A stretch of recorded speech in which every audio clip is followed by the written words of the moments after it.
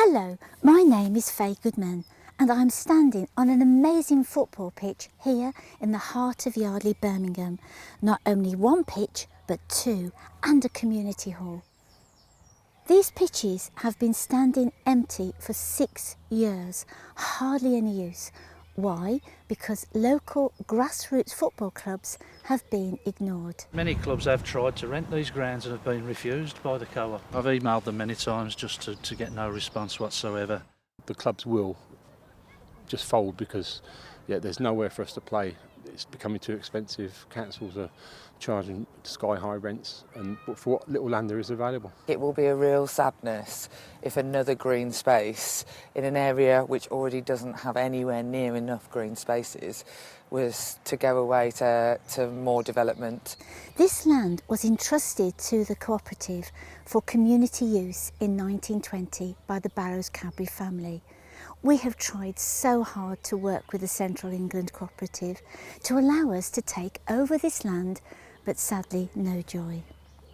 Instead, Persimmons want to build 110 houses on these beautiful pitches, which will generate about 300 cars. Can you imagine the traffic congestion, pollution, devastation to animal lives, nature, and especially children who suffer from asthma? This fantastic site will be covered in concrete if planning permission goes ahead. Did you know that two famous Premier League footballers, Craig Gardner and Darren Carter, actually started their career here on this very pitch?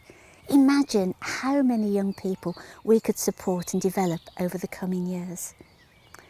Some good news is that we are now in talks with Birmingham City Football Club and hopeful we can work with the ladies team to support future youngsters and especially young girls. And did you know that we have lost 34,000 football pitches between 2005 and 2013? That's horrendous, appalling. We know that there is enough brownfield sites in the UK to accommodate our housing need.